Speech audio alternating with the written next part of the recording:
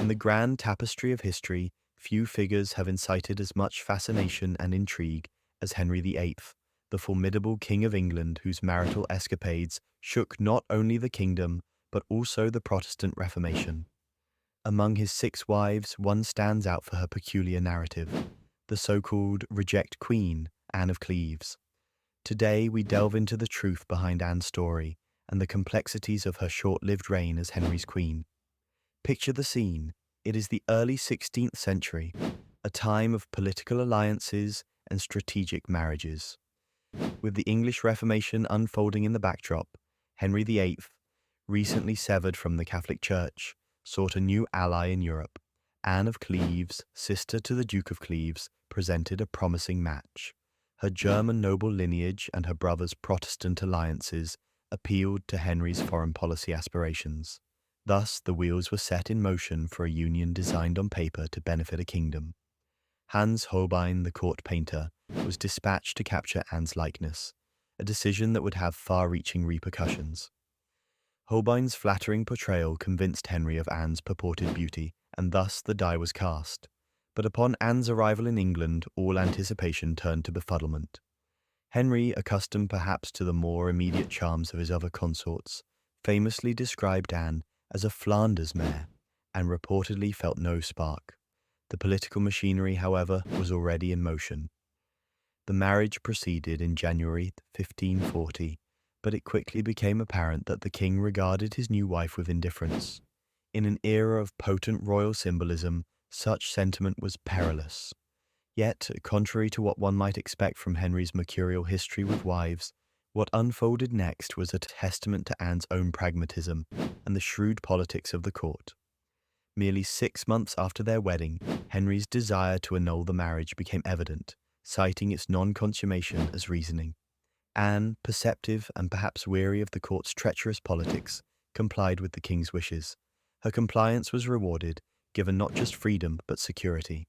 She was endowed with a generous settlement, including Richmond Palace and Hever Castle, and adopted the title of the king's beloved sister. Rarer still was Anne's ensuing relationship with Henry.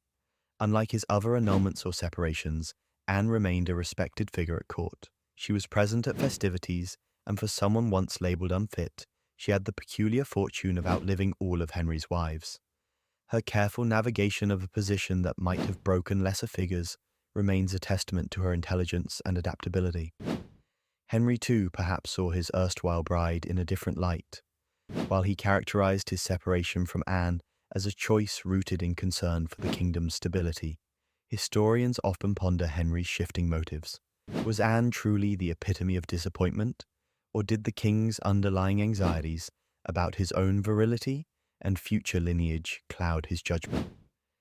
It is also interesting to consider Anne's portrayal in contrast with Anne Boleyn, Henry's ill-fated second wife. Where Anne Boleyn's courtship incited passion and ultimately tragedy, Anne of Cleves's narrative was marked by a serene, almost business-like parting. The characterization of the Flanders mare is hardly fair. Rather, it reflects a convergence of circumstance, personal predilections, and the churning political tide of the time. As we sift through the fabric of her short tenure as queen, Anne of Cleves emerges not as mere pawn, but as an astute player of the royal game. Her story, interwoven with the ambitions and failings of a kingdom in flux, serves as a reminder of the delicate balance of power and personality that defined monarchical Europe. In the end, Anne's legacy is one of resilience. Renowned not for the grandeur of her influence, but for the quiet dignity with which she retained her position, Anne of Cleves defies the notion of the reject queen. Instead, she stands as a compelling figure in the annals of history, a narrative not of rejection but of redirection.